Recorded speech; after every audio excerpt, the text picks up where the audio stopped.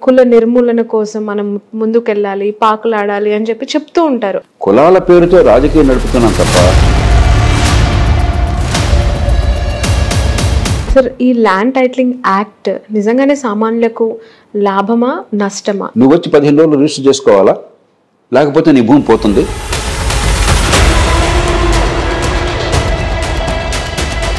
పూజా Ketkar issue మీకు తెలిసే ఉంటుంది. సివిల్ సర్వీసెస్ అవకతవకల పైన మీ రియాక్షన్ ఏంటి?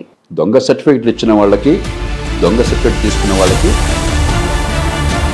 తెలంగాణ ప్రభుత్వం కూడా జాబ్ క్యాలెండర్ ప్రవేశపెడతాం అసెంబ్లీలో అని చెప్పింది ఈరోజు. యాక్చువల్లీ చెప్పాను కదా, జాబ్ క్యాలెండర్లు ఇవన్నీ డ్రామాలు. తెలంగాణ ఏమన్నారు వీళ్ళు? జాబ్ క్యాలెండర్, గవర్నమెంట్ మీకు ఉద్యోగాలు ఇచ్చేస్తుంది. అంతకంటే పచ్చి అబద్ధం మరొకటి లేదు. ఇక్కడ రేవంత్ రెడ్డి గారు ఖజానా లేదంటున్నారు, అక్కడ చంద్రబాబు నాయుడు గారు సూపర్ 6 అమలు చేయాలంటే ఖజానా ఖాళీ ఉంది బట్ చెయ్యాలి అంటున్నారు. ఇప్పుడు కాంగ్రెస్ వాళ్ళు అధికారం రావాలని చెప్పని అడ్డగోలుగా కొన్ని కొత్త హామీలు ఇచ్చేశారు. నిన్న మొన్న పత్రికల్లో చూస్తే 31,000 కోట్ల రూపాయలు అప్పు తీసుకొచ్చి అప్పులు తీరుస్తున్నారు.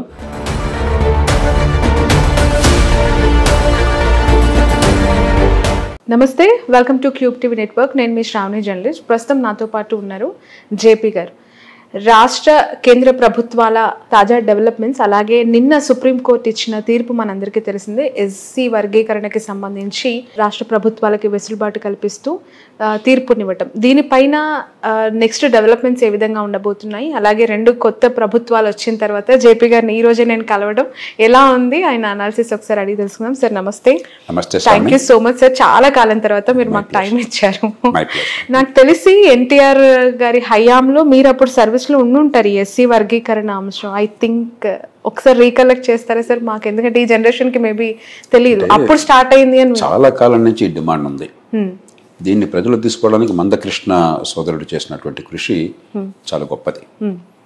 అన్ని రాజకీయ పార్టీలు మొత్తం మీద అంగీకరించినాయి. మొదట కాంగ్రెస్ పార్టీ తటపటాయించింది, ఎందుకంటే ఏదో రాజకీయం ఉంటుంది కదా. కానీ మౌలికంగా మొదటి నుంచి కూడా లోక్సత్తా కానీ ఎఫ్టీఆర్ కానీ ఒక స్టాండ్ తీసుకున్నాయి. ఏమిటది? రిజర్వేషన్ అంటూ ఉన్నప్పుడు కొన్ని వర్గాలకి పుట్టుకతో వచ్చిన వివక్ష వల్ల వెనుకబాటుతనం ఉన్న కారణంగా మన దేశంలో రాజకీయ ఏకాభిప్రాయంతో అంబేద్కర్ చలవ వల్ల రిజర్వేషన్లు కల్పించాక మళ్ళీ దానిలో ఇన్ని కులాల సమాహారం ఇది. బీసీలు ఉదాహరణకు ఉన్నారనుకోండి, బీసీల్లో కుల వృత్తిని చేపట్టేవారు వారి స్థాయి మిగతా బీసీల కంటే తక్కువ. అందుకని బీసీలో ABCD వర్గీకరణ చేశాం. ఏ అంటే కుల వృత్తులు, ఆ కులం వాళ్ళు మాత్రమే చేస్తారు, కొంచెం అంతగా గౌరవప్రదమైన కాదన్న భావన, మూర్ఖమైన భావనే కానీ అది ఉన్నది. B అంటే కొంచెం వెనుకబడుతున్నది కానీ అంత కుల వృత్తి అలా లేదు. C అంటే క్రైస్తవులుగా మతం మారిన వాళ్ళు కానీ గతంలో దళితులుగా ఉన్నవాళ్ళు. D అంటే నిజానికి మిగతా వర్గాలతో కలిసిపోయేవాళ్ళే కానీ ఇంకా కొంత వెనుకబడుతున్నాం. ఇట్లా మనం వర్గీకరణ చేసాం, చాలా కాలం నుంచి ఉన్నాం, కొత్త కాదు. అదే రీతిన ఎస్సీలకు కూడా చేయాలని ప్రతిపాదన చాలా సరైన ప్రతిపాదన. రిజర్వేషన్లు వెనుకబడుతున్న కారణంగా ఇవ్వడం అవసరం అని చెప్పి అంగీకరిస్తే, వెనుకబడుతున్న వాళ్ళలో మళ్ళీ కొన్ని వర్గాలు మరింత వెనుకబడ్డప్పుడు దానికి ఆధారాలు బలంగా ఉన్నాయి. కొన్ని ఉపకులాలు ఈ దళిత వర్గాల్లో ఖచ్చితంగా మరింత వెనుకబడుతున్నమాట. కాబట్టి అక్కడ ఆ మరింత వెనుకబడుతున్న వాళ్ళకి ప్రత్యేకంగా రాయితీలు వద్దు, అందరినీ కలిపేయండి అని చెప్పి అంటాం అనేది అది ధర్మం కాదు. సుప్రీంకోర్టు 2010లో ఇచ్చిన తీర్పు పొరపాటు. అది ఇప్పుడు సుప్రీంకోర్టు ఆ మాట చెప్పింది, గతంలో ఇచ్చిన తీర్పు తప్పు అని చెప్పాను. దానికి పెద్ద కారణాలు లేవు, దాని వెనకాల హేతుబద్ధత లేదు. ఈవేళ సుప్రీంకోర్టు దాన్ని సరిచేసింది, దీన్ని మనం ఆహ్వానించాలి. ఖచ్చితంగా రిజర్వేషన్లు అవసరమైనప్పుడు ఎవరైతే ఎక్కువగా వివక్షకు గురవుతున్నారో, ఎవరిలో వెనుకబడుతున్న ఎక్కువ ఉందో వారికి కనీసం వారి కోటాన్ని అందే ఏర్పాటు చేయాలి. లేకపోతే రిజర్వేషన్ మొత్తానికి కనిపిస్తుంది కానీ కేవలం కొంతమందికి దానిలో లాభం వచ్చేస్తుంది, మిగతా వర్గాలు ఎప్పటికీ వెనుకబడుతూనే ఉంటుంది. అంచేత దీన్ని పూర్తిగా ఆహ్వానించాలి, దీన్ని సరిగ్గా అమలు చేయాలి. సార్, మీ నుంచి ఒక ఎలాబరేటెడ్ ఆన్సర్ ఎక్స్పెక్ట్ చేస్తున్నాను సార్. అంటే ఈ జనరేషన్ తెలుసుకోవాలి, అన్ని సామాజిక వర్గాలు ఆఫ్ కోర్స్ ఇప్పటి వరకు దాదాపు 30 ఏళ్లుగా ఈ ఎస్సీ సామాజిక వర్గం అంటే మాదిగలు ఏ విధంగా వాళ్ళకి అన్యాయం జరిగిందని పోరాటం చేశారు, మిగతా వాళ్ళకి ఇప్పుడు అంటే ఈ తీర్పు వల్ల ఎలా న్యాయం జరగబోతోంది, అండ్ మిగతా రిజర్వేషన్స్ పైన ఏమైనా ఎఫెక్ట్ చూపించే అవకాశం ఉందా? ఇప్పుడు బీసీల్లో ఇప్పటికే ఉపకులాల వర్గీకరణ ఉంది, దక్షిణాది రాష్ట్రాలన్నింటిలో ఉంది, ఉత్తరాదిని లేదు. అలాగే యూనియన్ ప్రభుత్వం ఉద్యోగాల్లో బీసీ అంతా ఒక కాటు కడుతున్నారు.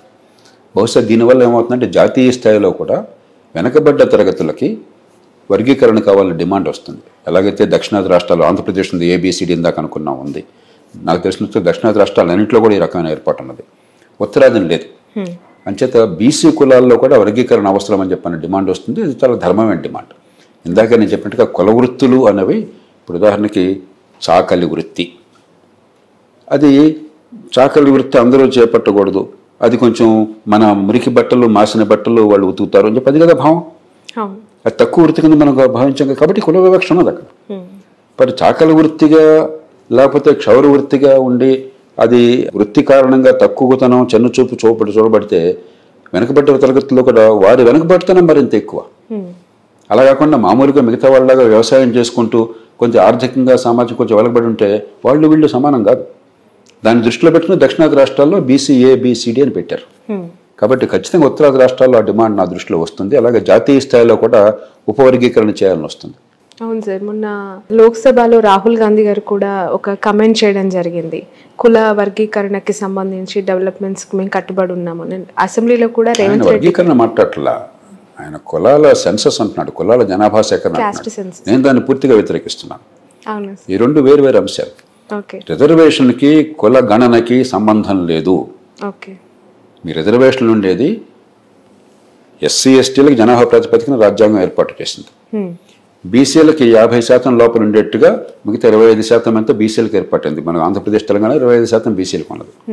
దానిలో ఆయా రాష్ట్రాలు ఉపవర్గీకరణ చేసినాయి. మీరు కులగణన చేయడం చేత రిజర్వేషన్ మీకు వచ్చేది లేదు, పోయేది లేదు. వ్యక్తులకు రిజర్వేషన్ అందేది మీ వ్యక్తిగత సర్టిఫికెట్ల వల్ల కానీ కులగణన వల్ల కాదు. కాబట్టి ఇది కేవలం రాజకీయ లబ్ధి కోసం, జనాన్ని విభజించటం కోసం కులం పేరుతో తప్ప దీనివల్ల ఈ సామాజిక వర్గాలకి ప్రత్యేకంగా వచ్చే రాయితీ ఏం లేదు. ఆధునిక సమాజంలో కులం స్పృహ తగ్గించాలన్నా పెంచాలన్నా మనం తగ్గించాలి. ఆఫ్ కోర్స్ ఇప్పుడు కులం పేరుతో వివక్ష ఉన్నప్పుడు ఖచ్చితంగా ఆ వర్గాలకి కులం సర్టిఫికెట్లు అవసరం, రిజర్వేషన్ అవసరం. అది మినహాయిస్తే జీవితంలో నిత్య జీవితంలో మనకి ప్రైవేట్ రంగంలో కానీ ప్రభుత్వంలో కులం ప్రాతిపదిక ఉండకూడదు. కులం ప్రస్తావన వీలున్నంత మేరకు తీసేయాలి. అందుకని మనం ఏం చేసాం, దళిత కులాలని కులం పేరుతో పెడితే దూషణ అని చెప్పని దానికి చట్టాలు ఏర్పాటు చేసుకున్నాం. ఎందుకని కులం ప్రాతిపదికన మనుషులు వివక్ష చూపెట్టడం, ఆ కులాన్ని గుర్చిన భాష వాడడం, మీ కులం గురించి ప్రస్తావన తేవడం తప్పని మనమే చట్టాలు చేసింది. Protection of civil rights act అన్న పీసీఆర్ యాక్ట్ అన్నాం. ఏమిటిది?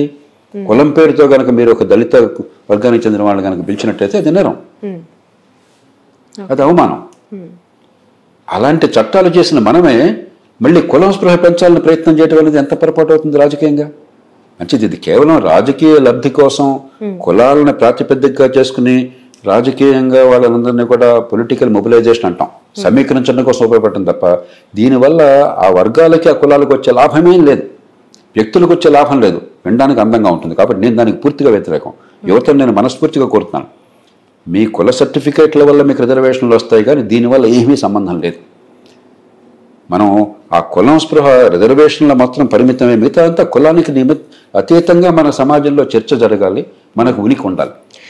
అంటే సొసైటీలో కుల నిర్మూలన కోసం చాలా మంది యంగ్స్టర్స్ ఇప్పటికీ కూడా మీలాంటి పెద్ద పెద్ద వాళ్ళు కూడా కుల నిర్మూలన కోసం మనం ముందుకెళ్ళాలి, పాకులాడాలి అని చెప్పి చెప్తూ ఉంటారు. అనేక మంది రాజకీయ నాయకులు కూడా సందర్భం వస్తే మాట్లాడుతుంటారు. కానీ అవే రాజకీయ పార్టీలు వీటిని వెనక ఉండి నడిపిస్తూ, ఆఫ్ కోర్స్ మనం చూసాం ఇక్కడ మోదీ గారే మందకృష్ణ మాదిగ గారిని దగ్గరికి తీసుకొని కౌగిలించుకొని ఆయనకి మద్దతు తెలిపిన సందర్భం. నిన్న ఆయన చెప్తున్నారు స్పష్టంగా, బీజేపీ ప్రభుత్వం లేకపోయింటే జరిగేది కాదు అని చెప్పి. దీన్ని ఎలా చూడాల్సిన అవసరం ఉంది? దీన్ని 3 విషయాలు వేరువేరు చూడాలి శ్రావణి. మొట్టమొదటిది, ఎప్పుడైతే మనం కులం కారణంగా వివక్ష ఉన్నది కాబట్టి రిజర్వేషన్లు కావాలన్నప్పుడు ఆ అంశాన్ని రాజకీయ పార్టీలు తేవడం చాలా ధర్మమైనది.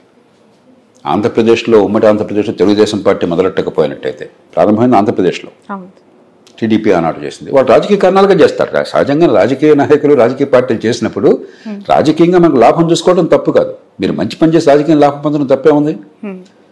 అలాగే జాతీయ స్థాయిలో బీజేపీ కనుక గట్టిగా పట్టించుకోకపోతే, ప్రధానమైన జాతీయ పార్టీ, అధికారంలో ఉన్న పార్టీ పట్టించుకోకపోతే బహుశా ఇంకా కాలం పట్టుండేది. నిజమైన డిమాండు, హేతుబద్ధమైన డిమాండు, వాస్తవాల ఆధారంగా వచ్చిన డిమాండ్ని రాజకీయ పార్టీలు పట్టించుకోవడాన్ని మనం తప్పుగా భావించకూడదు. అది ఒకటి. 2, ప్రాతినిధ్యం సమాజంలో అన్ని వర్గాలకి, కులం కావచ్చు, లింగ వివక్ష లేకుండా, ఆడమగ తేడా లేకుండా కావచ్చు, భాష కావచ్చు, ప్రాంతం కావచ్చు, మతం కావచ్చు, వీలున్నంత మేరకు అందరినీ కలుపుకోవాలని ప్రయత్నం చేయడం రాజకీయంలో తప్పు కాదు, అవసరం అది ప్రజాస్వామ్యంలో. సమస్య ఎక్కడొచ్చిందంటే నిజమైన దీర్ఘకాలిక పరిష్కారాలు అన్వేషించకుండా పేదరిక నిర్మూలనకు కానీ కుల వివక్షకు కానీ కులాన్ని ఒక రాజకీయ అస్త్రంగా ఉపయోగించుకుని కేవలం కులం పేరుతోనే రాజకీయ సమీకరణలు చేస్తూ వెనుకబాటుతనం పేదరికం పోగొట్టకుండా వివక్ష పోగొట్టకుండా ఈ కులాలను ఓటు బ్యాంకులుగా మార్చుకోవటం అనేది అక్కడ సమస్య వచ్చింది. ఈ ముట్టును విడదీయాలి. ఎందుకంటే భారతీయ సమాజంలో కులం ప్రస్తావన అస్సలు లేకుండా మనకి సమాజంలో అందరికీ న్యాయం అందించడం అనేది సాధ్యం కాకపోవచ్చు. కానీ మన ప్రయత్నం కాలక్రమేణా పుట్టిన కులంతో నిమిత్తం లేకుండా, ఏ తల్లి గర్భాన బిడ్డ పుట్టిందన్నదాంతో నిమిత్తం లేకుండా ఎదిగే అవకాశాన్ని కల్పించడం మీద ఉండాలి. అది పూర్తిగా మర్చిపోయినాం. ఇవాళ ఏమవుతుంది, అది దళిత వర్గాల్లో కావచ్చు, దళిత వర్గాల్లో మరింత వెనుకబడిన వర్గాల్లో కావచ్చు, లేకపోతే బీసీల్లో వెనుకబడ్డ కుటుంబాలు కావచ్చు, లేకపోతే ఏ కులమైనా కూడా పేదరికంలో ఉన్న కుటుంబాలు కావచ్చు. ఇవాళ నేను ఖచ్చితంగా చెప్తున్నాను, నిర్మోహటంగా చెప్తున్నాను, 180 మంది పేద కుటుంబాల పిల్లలకి, బహుశా 190 మంది పేద కుటుంబాల పిల్లలకి పనికొచ్చే చదువు అందటం లేదు. కాగితం మీద చదువు అందుతుంది. అందరూ 10th క్లాస్ పాస్ అవుతున్నారు. తెలుగు నాకైతే అందరికీ 90% మార్కులు వస్తున్నాయి, అది కాగితం మీద. కానీ విద్య అన్నది సర్టిఫికేట్ కోసం కాదు. విద్య అన్నది మేధస్సు వికసించడానికి. మేధస్సు అన్ని కులాలకే ఉంది. దళితులకు తక్కువ, ఇంకోటికి ఎక్కువ అనే మేధస్సు లేదు. అన్ని వర్గాల్లో అన్ని కులాల్లో మేధస్సు ఉంది. కొంచెం మనుషుల మధ్య తేడాలు ఉండదు తప్ప కులం కారణంగా తేడాలు లేవు. పేద కుటుంబంలో పుట్టిన పాపానికి ఆ మేధస్సు వికసించే ప్రయత్నం జరగకపోతే అది ఎప్పుడు విద్య, మంచి విద్య దానివల్ల వస్తుంది. మనకి మళ్ళీ మళ్ళీ ప్రతి సంవత్సరం గణాంకాలు చెప్తున్నాయి. ఏమని చెప్తున్నాయి? 15 ఏళ్ల వయసులో 100కి 50 మందికి గడియారం చూసి టైం చెప్పడం రాదు. 14-18 ఏళ్ల వయసు మధ్య గడియారం చూసి టైం చెప్పడం రాదు. ఏ కులమైతే ఏం లాభం? ఈ గడియారం చూసి టైం చెప్పలేకపోతే ఆధునిక యుగంలో ఎలా మనకు వస్తారు? మీరు వస్తువులు తూకం వేయమంటే తూకం వాళ్ళు పెట్టడం చేత కాదు. 365 7తో భాగించునన్నా సంవత్సరంలో ఎన్ని వారాలు ఉన్నాయి చెప్పు అని చెప్పంటే 165 మందికి 165 మందికి అది చేయడం చేత కావట్లేదు. అంటే బై హార్టింగ్ సిస్టమ్ అయిపోయింది పూర్తిగా ఎడ్యుకేషన్. కాబట్టి మంచి ప్రమాణాల విద్య అందించకుండా, మేధస్సు వికసించకుండా మీరు ఎన్ని చేసినా కూడా పేదరికం అట్లా కొనసాగుతుంది. రిజర్వేషన్లో కూడా ఏమవుతుంది?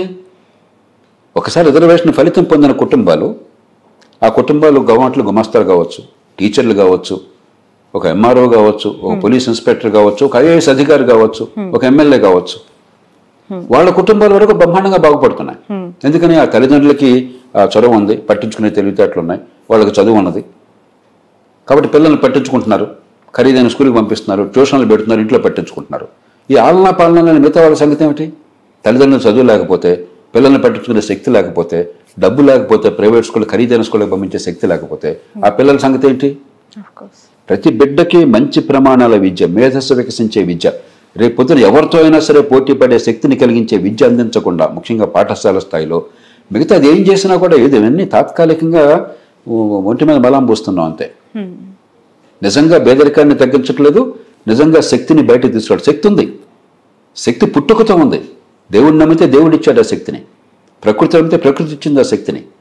అది బయటపడే ప్రయత్నం చేయట్లేదు. భారతదేశంలో ఉన్నటువంటి పెద్ద సమస్య ఏంటంటే సామాజిక న్యాయం అన్న పేరుతో కులాల రిజర్వేషన్ల గురించి మాట్లాడుతున్నాం, కులాల పేరుతో రాజకీయం నడుపుతున్నాం తప్ప పుట్టిన ప్రతి బిడ్డ ఏ కులంలో పుట్టినా, ఏ కుటుంబంలో పుట్టినా కూడా ఆ బిడ్డకున్న తెలివితేటలు వికసించే చదువు కావాలి, నైపుణ్యాన్ని ఇవ్వాలి అన్నది మనం ఇప్పటికి కూడా మనకు దాని మీద అవగాహన లేదు. అసలు ఈ మాటలు ఎవరైనా మాట్లాడుతున్నారా రాజకీయంలో? ఈ కులగణన గురించి మాట్లాడేవాళ్ళు ఈ మాట ఎప్పుడన్నా మాట్లాడారా? అంటే మీ పిల్లలకేమో బ్రహ్మాండమైన విద్య, వాళ్ళు పనికి మాలిన వాళ్ళైనా కూడా, కష్టపడే తత్వం లేకపోయినా కూడా నానా తంటాలు పడి ట్యూషన్లు చెప్పించి అచ్చేసి ఇచ్చేసి వాళ్ళకి మంచి విద్య. తెలివితేటలున్నా కూడా పేద కుటుంబంలో పుట్టిన పాపానికి ఆ తెలివితేటలన్నీ కూడా అణగారిపోవటమా? ఇంకా ఎలాగ సామాజిక న్యాయం అవుతుంది? రెండోది సామాజిక న్యాయం విషయమే కాదు, సమాజం మొత్తానికి నష్టం జరుగుతుంది. మన జాతి జన్యు సంపదలో 80% వృధా అవుతుంది. తెలివితేటలను ప్రకృతి సమాజంలో అందరికీ పంచినట్లయితే, అందరి తెలివి వికసిస్తే దేశంలో అందరికీ జరిగే మంచి వేరు. 120 మంది తెలివి నిద్రాణంగా ఉండిపోతే, ఆ తెలివి బయటపడకపోతే జరిగే నష్టం వేరు. మన దేశంలో జరుగుతుంది అదే. పేరుకు ఇంజనీరింగ్ డిగ్రీ ఉంటుంది, వాడికి ఇంజనీరింగ్ పట్టుకొస్తే అక్షరం ముక్క రాదు. మెకానికల్ ఇంజనీరింగ్ చేస్తాడు, డిగ్రీకి సర్టిఫికేట్ ఉంటుంది, బ్రహ్మాండంగా ఇచ్చేస్తున్నాం. నాన్న ఈ స్కూటర్ కొంచెం ట్రబుల్ ఇస్తాను చూడమని చెప్పండి, చేత కాదు, చదువులేని మెకానిక్ దగ్గర తీసుకుపోతాడు. చదివిందేమో మెకానికల్ ఇంజనీరింగ్, చదివింది మెకానికల్ ఇంజనీరింగ్. ఇది అవునో కదా చెప్పనండి, ప్రేక్షకులను గుడిమే చేసి చెప్పనండి. పేరుకి సివిల్ ఇంజనీరు, మేస్త్రి, చదువులేని మేస్త్రి సివిల్ ఇంజనీర్ కంటే చాలా బెటర్. కాబట్టి ఆధునిక యుగంలో పేదరికం నుంచి ఎలా బయటపడతాం? సంపద సృష్టించగలిగితే. సంపద ఎట్లా సృష్టిస్తాం? నైపుణ్యం రాగలిగితే. నైపుణ్యం లేకుండా గొంతులతో గోతులు పూడిస్తే సంపద వస్తుంది? ఈ రోజుల్లో ఎంత సంపద వస్తుంది? కాబట్టి అసలైన విషయాన్ని మనం పక్కన పెట్టేశాం. ప్రపంచంలో ఏ పెద్ద దేశమో మన దేశం అంత అన్యాయం చేయాల.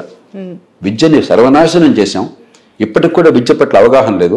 విద్య అంటే ఇంకో 10,000 కోట్లు పెట్టేద్దాం, ఇంకో 1000 మంది టీచర్లను పెడదాం, ఇంకొక డిఎస్సి పెడదాం, ఇంకొక జాబ్ క్యాలెండర్ పెడదాం, ఇంకా జీతాలు పెంచుదాం, ఇంకా క్లాస్ రూమ్ పెద్దది పెడదాం, అన్నీ చేయండి, నాకు వద్దంట్లా. కానీ అసలు నిజమైంది ఏంటి? పిల్లల మేధస్సు వికసించాలి, విద్య అందాలి, నైపుణ్యం రావాలి, సంపాదించే శక్తి రావాలి, తమ కాళ్ళ మీద తాము నిలబడే శక్తి రావాలి. అది అందించకుండా మిగతావన్నీ కూడా పైపైన మెరుపులంతే. మన దేశంలో మౌలికమైన సమస్య. రైట్ సరే, ఈ వర్గీకరణ అంశం ఓకే, బట్ ఆ సామాజిక వర్గానికి న్యాయం జరిగింది అని అనుకుంటే అందులో ఉన్న ఇంకొక వర్గం మాల సామాజిక వర్గం, వాళ్ళు మళ్ళీ ఏమైనా ఎజిటేషన్ స్టార్ట్ చేసి మళ్ళీ మాకు ఇది సరిపోదు అని చెప్పి ప్రతి వర్గం కూడా నాకు అదనంగా రావాలని కోరుకోవడం తప్పు కాదు.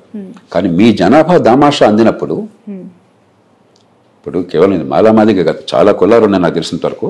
ఆ కులాల్లో ఒకరందరూ కూడా ఈ మాల ఈ కేటగిరీ చెందిన వారు అవుతారు. మరొకరు మరింత నీచ వృత్తులుగా గతంలో పరిగణించినటువంటిది మన మూర్ఖత్వం వల్ల. ఉదాహరణకి చర్మకారులు, ఇలాంటి వృత్తులు మా దగ్గర అలాంటి ఉపకులాలకు వర్తించినాయి వారు ఉంటారు.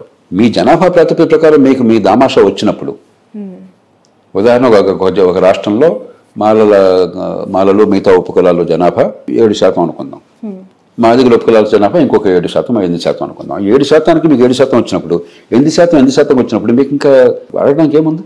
అన్యాయం జరగట్లేదు కదా. వాళ్ళు 8% కూడా మనం పొందేయాలి. పాపం వాళ్ళు కొంచెం తక్కువ ఉన్నారు కాబట్టి లబ్ధి పొందలేకపోతున్నారు, అది మనం లాక్కోవాలి వాళ్ళ పేరుతో అంటే అది న్యాయం కాదు కదా.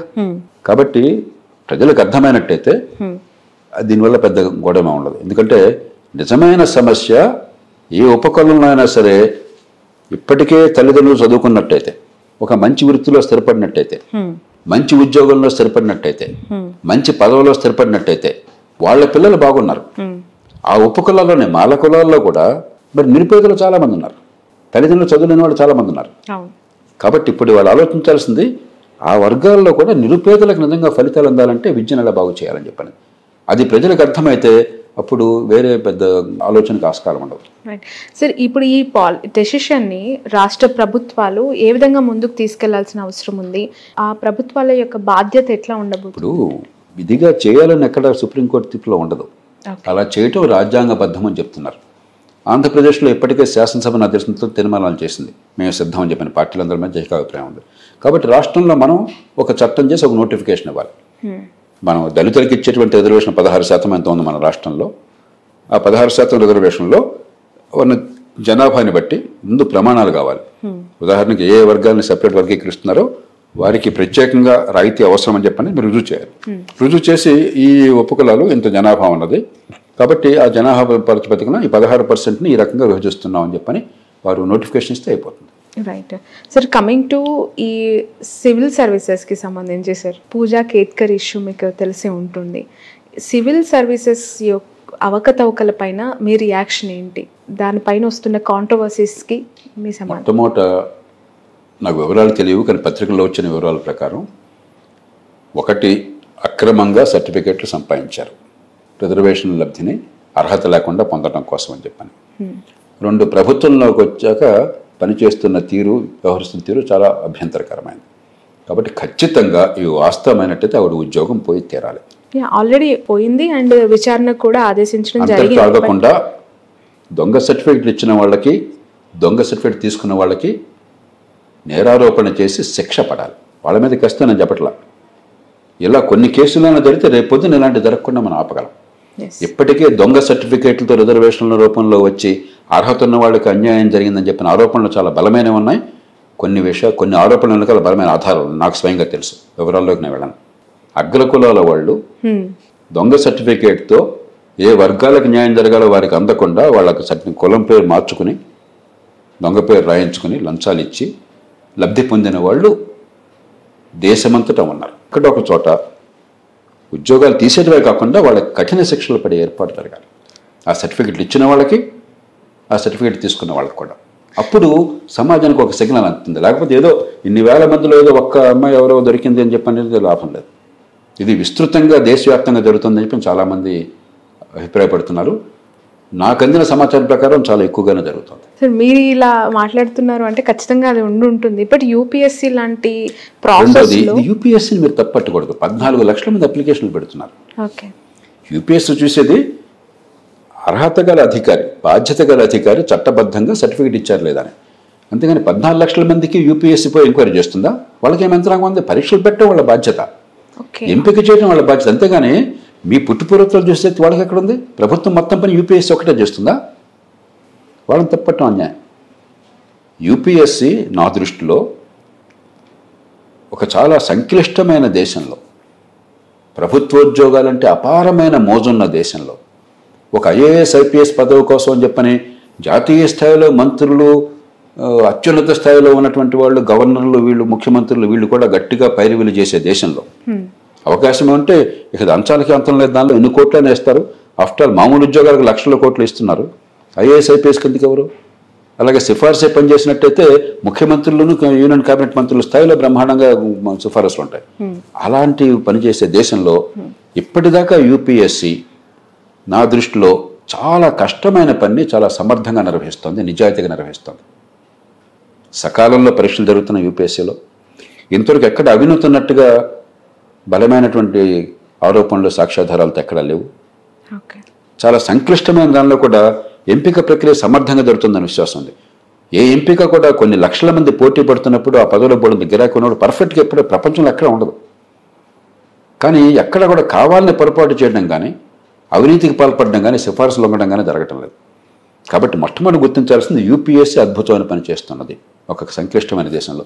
రాష్ట్రాల పబ్లిక్ సర్వీసులు చాలా సందర్భాల్లో విఫలం అవుతున్నాయి. రాష్ట్ర పబ్లిక్ సర్వీస్ కమిషన్లు ఎవరన్నా మంచి చైర్మన్, మంచి మెంబర్ సెక్రటరీ వస్తే, గట్టిగా ప్రభుత్వం కనుక మద్దతు ఇస్తే అక్కడ ఆ 2 ఏళ్ళు బాగా జరుగుతుంది. మన తెలుగు రాష్ట్రాలను ఉదాహరణ ఉన్నాయి. ఒక మంచి చైర్మన్, మంచి మెంబర్ సెక్రటరీ ఉన్నప్పుడేమో బాగా జరిగింది. ఇంకొకటి రాగానే అన్యాయం అంత తలుపులు తెచ్చేసి అవినీతి, ఆశ్రిత పక్షపాతం, దుర్మార్గం జరుగుతుంది. అసమర్థతగా లెక్కలేదు. ఒక సందర్భంలో నేను చూశాను, రాష్ట్ర పబ్లిక్ సర్వీస్ కమిషన్ పరీక్షలో కీ ఇస్తారు వాళ్ళు. ఈ మల్టిపుల్ చాయిస్ ప్రశ్నలకి కీ ఇస్తారు, ఏబిసిడి అని చెప్పి చాయిస్ ఉంటుంది కదా. ఆ కీలో నాకు గుర్తున్నంత వరకు 53 తప్పులు సర్వీస్ కమిషన్ ఇచ్చినటువంటి కీలో జరుగుతున్నాయి. ఒక్క తప్పు ఉంటేనే ఫలితాలు తారుమారు అవుతాయి పోటీ పరీక్షలో. 53 తప్పులు అంటే అది పరీక్ష, అది పబ్లిక్ సర్వీస్ కమిషనా? నేను స్వయంగా చూశాను. నేను స్వయంగా అప్పుడు చైర్మన్తో మాట్లాడాను. కాబట్టి చాలా రాష్ట్రాల్లో అవినీతి ఆరోపణలు తీవ్రమైనవి ఉన్నాయి. పబ్లిక్ సర్వీస్ కమిషన్ చైర్మన్లు జైల్లో పెట్టిన సందర్భాలు ఉన్నాయి. వాళ్ళ మీద కేసులు ఉన్నాయి. అసమర్థత అసలు లెక్కలేదు, సమయపాలన లేదు. ఎప్పటి పోస్టులో ఎప్పుడో నోటిఫై చేస్తారు 5 ఏళ్ల తర్వాత. యూపీఎస్సీ ప్రతి సంవత్సరం టెన్షన్గా క్రమం తప్పకుండా ఈ ఏడాది ఈ పోస్టులు ఎన్ని, ఆ సంవత్సరంలో సెలక్షన్ అయిపోతుంది. కాబట్టి ప్రతిదానికి మనం అధికారంలో పదవుల్లో ఎవరన్నా కూడా తిట్టిపోవడం అనేది పరిష్కారం కాదు. యూపీఎస్సీ చాలా కష్టమైన పని చాలా సమర్థంగా చేస్తుంది. కాబట్టి ఇప్పుడు చూడాల్సింది ఏంటంటే, విధిగా ఒకసారి ఇంటర్వ్యూకి వచ్చిన తర్వాత, ఇంటర్వ్యూ ఇప్పుడు 14 లక్షల మంది వెళ్తే మెయిన్ ఎగ్జామినేషన్ నాకు గుర్తున్నంత వరకు 14-15 వేల మంది వెళ్తారు. ఇంటర్వ్యూకి వెళ్ళేవాళ్ళు 3,000 మంది సుమారుగా. 14 లక్షలు మెయిన్ ఎగ్జామినేషన్కి ప్రిలిమినరీ అయిపోయిన తర్వాత 14 లక్షలు అందరూ పోసే కూర్చోపోట్ల పరీక్షకి ఒక 6-7 లక్షల మంది కూర్చుంటున్నారు. 6-7 లక్షల మందిలో 14-15 వేల మంది మెయిన్ ఎగ్జామినేషన్కి వెళ్తున్నారు. ప్రిలిమినరీలో వాళ్ళు క్వాలిఫై అయ్యి అక్కడి నుంచి ఒక 3,000 మంది ఫైనల్గా ఇంటర్వ్యూకి వెళ్తున్నారు. ఈ ఇంటర్వ్యూ స్థాయిలో 3,000 మంది కూలంకషంగా క్యాస్ట్ సర్టిఫికేట్లు కానీ, వాళ్ళ గత చరిత్ర కానీ, మిగతా అంశాలు కానీ కూలంకషంగా పరిశీలించే బాధ్యత రాష్ట్ర ప్రభుత్వాలు, రాష్ట్ర పోలీసులు తీసుకోవాలి. ఆ బాధ్యత పూర్తిగా వాళ్ళది. అది యూనియన్ ప్రభుత్వందే కాదు, ఎందుకంటే చట్టం అంతా రాష్ట్రం చేతుల్లో ఉంది. యూపీఎస్సీకి అసలు కానీ కదా, యూపీఎస్సీ పరీక్షలు పెట్టడం కోసం ఉంది. యూపీఎస్సీ పోలీసు పనిచేయడం కోసం లేదు. యూపీఎస్సీకి పోలీస్ యంత్రాంగం లేదు, యూపీఎస్సీకి నిఘా విభాగం లేదు, యూపీఎస్సీకి సిబ్బంది లేదు అక్కడ తప్ప. మనం ఎక్కడ ఎవరి బాధ్యత ఎవరో మర్చిపోయినాం మనం. కాబట్టి యూపీఎస్సీ నిందించడం చాలా పొరపాటు అవుతుంది. అలాగే అంత పర్ఫెక్ట్గా ఉందా? లేదు. కానీ ఆ పర్ఫెక్ట్గా లేనివి ఇంకా సమర్థవంతంగా, ఉదాహరణకి ఒక 10 ఏళ్ల క్రితం 2011-12 ప్రాంతాల్లో 10-11 ప్రాంతాలు అనుకుంటాను, మన్మోహన్ సింగ్ గారు ప్రధానమంత్రిగా ఉండగా ఆనాటి యూపీఎస్సీ అప్పుడు chairman doctor DP Agarwal IIT professor, 3 రోజుల క్రితం నేను ఆయన పూణేలో ఒక సమావేశంలో కలిసి పంచుకున్నాం. 180 మంది ఈ యూపీఎస్సీ సెలెక్ట్ అయిన వాళ్ళందరినీ కూడా వాళ్ళతో కూర్చొని మేమంతా ముచ్చరించాం పూణేలో. అప్పుడు కూడా దాని గురించి మాట్లాడుకున్నాం. లాజిక్ అనేది ఒకటి పెట్టారు పరీక్ష, పోటీ పరీక్షలో, యాప్టిట్యూడ్ టెస్ట్ అన్న పేరుతో. అంటే ఏమిటి, ఉన్నతాధికారులు విచక్షణతో సమర్థంగా నిర్ణయాలు తీసుకోగలగాలి. అందుకు కదా అధికారులు పెట్టింది మనం. గుమస్తా పనిచేయడం కోసం అధికారం ఎందుకు, ఇంత పోటీ ఎందుకు, ఇంత పదవి ఎందుకు? ఉన్న సందర్భాన్ని బట్టి హేతుబద్ధమైన నిర్ణయాలు, ప్రజాహితాన్ని పెంచే నిర్ణయాలు తీసుకోవాలి. ఆ శక్తి ఉందా లేదా చూడడం అవసరం కదా అధికారులకి. ఆ పరీక్ష పెట్టారు. వెంటనే పార్లమెంట్లో కొందరు సభ్యులు అభ్యర్థాలు అయితే మా కుర్రోళ్ళు సెలెక్ట్ కారు కాబట్టి ఈ పరీక్ష తీసేయాలని చెప్పిన గొడవ పెట్టారు. ఏనాడు కూడా భారత పార్లమెంట్లో మన విద్య అధ్వాన్నంగా ఉంది, దీని ఎలా బాగు చేయాలని చర్చ జరగల. కానీ ఈ పరీక్ష ఉండాలా లేదా అని 4 గంటల చర్చ జరిగింది పార్లమెంట్లో. ఐఏఎస్ పరీక్షకి ఈ లాజిక్ అనేది ఉండాలా లేదా అనేది చర్చ జరిగింది. సో ప్రధానమంత్రి గారు మళ్ళీ బతిమలాడి వాళ్ళతో తీసేస్తే బాగుండదు, లాజిక్ లేకుండా అధికారులు ఎట్లా పనిచేస్తారు, లాజిక్ ఉండాలి, పరీక్ష ఉండాలా, కానీ అది క్వాలిఫైయింగ్గానే పెడదాము, మెరిట్ కౌంట్ కాదని చెప్పి ఒక చాలా మనం సిగ్గుపడే నిర్ణయం జరిగింది అక్కడ. అంతకంటే పొరపాటు ఉందా? ఖచ్చితంగా దాన్ని కంపల్సరీ చేయాలి. ఎగ్జామినేషన్లో కేవలం క్వాలిఫైయింగ్ కాకుండా మెరిట్ కౌంట్ కావాలి. ఎందుకంటే అన్నిటికంటే ముఖ్యమైనది లాజికల్ ఫ్యాకల్టీ, నిర్ణయం చేసేటువంటి శక్తి, వివేచనా శక్తి. వివేచన శక్తిని పరిశీలించే పరీక్షను పట్టించుకోకపోతే ఎట్లాగా? ఆ పరీక్ష సరిగ్గా పెట్టాలి. ఈ మధ్యన చూస్తే ఆ పరీక్షను కేవలం మ్యాథమెటిక్స్ పెడుతున్నారంటే ఎక్కువగా, తప్పది. లాజిక్ పెట్టాలి, వివేచనా శక్తిని పరీక్షించే ఏర్పాటు చేయాలి. అది తప్పే. అది యూపీఎస్సీ తప్పు కావచ్చు, పరీక్ష పత్రం తయారు చేసే తీరు, ప్రభుత్వం తప్పు కావచ్చు దాన్ని మెరిట్లోకి రాకుండా చేయటం. అట్లాగే ఎథిక్స్ అని ఒకటి పెట్టారు, అవసరం. ఎందుకంటే నీతివంతమైన పాలన ఇవ్వాలంటే మీకు ధర్మం అధర్మం పట్ల విచక్షణ కావాలి మీకు. కానీ మొక్కుబడిగా పరీక్ష పెడుతున్నారని నేను విన్నాను. నిజంగా ఒక సినేరియోస్ అన్నీ కూడా ఇచ్చి, వినియట్స్ అంటారు, దాని ప్రకారం ఆ సందర్భంలో చాలా సందర్భాల్లో చాలా సంక్లిష్టత ఉంటుంది. ఏది ధర్మం ఏది అధర్మం అని తేలిక కాదు. ప్రజాహితాన్ని కాపాడడం కోసం అని చెప్పని ధర్మాధర్మ విచక్షణ అంత తేలికైన విషయం కాదు. కాబట్టి ఆ సంక్లిష్టమైన సమయంలో నిర్ణయాలు తీసుకోగలుగుతున్నారా లేదా, ఆ ధర్మాధర్మ విచక్షణ వాళ్ళకు ఉందా లేదా, అది మొక్కుబడిగా చేస్తే పరీక్ష ఉపయోగం ఉంది. కాబట్టి కొన్ని పొరపాట్లు ఉన్నాయి. ఈ పొరపాట్లు నిర్వహణలో పొరపాటు సరి చేసుకోవాల్సింది. అంతేగాని అవినీతి ఆరోపణలు కానీ, లేకపోతే సమయపాలన లేకుండా ఇష్టం వచ్చినట్టు చేయడం కానీ, సిఫారసులు అమ్ముతున్నారని కానీ ఇంతవరకు ఎక్కడా కూడా యూపీఎస్సీ గట్టి ఆరోపణలు రాలా. కాబట్టి దానికి మనం వాళ్ళని అభినందించాలి. చాలా గొప్ప కార్యం చేస్తున్నారు, కష్టమైన కార్యం దేశంలో. అలాగని ఈ సెలక్షన్ అంతా పర్ఫెక్ట్గా ఉందన్నా దీన్ని మరింత మెరుగుపరచాలి. ఈ ఇంటర్వ్యూ స్థాయిలో 3000 మంది విషయంలో మాత్రం కూలంకషంగా తెలుసుకోవాలి, ఈ పొరపాట్లను సరిదిద్దాలి. ఇవి అయిన తర్వాత 2 ఏళ్ల పాటు ట్రైనింగ్లో ఉంటారు. ఆ 2 ఏళ్ల పాటు ట్రైనింగ్ నిర్దాక్షిణ్యంగా తీసుకోవాలి. అక్కడ ఏ పొరపాట్లు జరిగినా ఈ అధికారి లేకపోతే ఈ మనిషి కీలకమైన అధికార బాధ్యతకు పనికిరాలనుకుంటే నిర్దాక్షిణ్యంగా తీసేయారు. ప్రొబేషన్ ఉద్దేశం అదే. ప్రొబేషన్ అంటే ఏమిటి? ఈ 2 ఏళ్ల పాటు శిక్షణలో చూస్తున్నావు, నువ్వు పనికొస్తావు లేదా అని చెప్పినది. అది మొదట్లోనే తప్పు జరిగింది.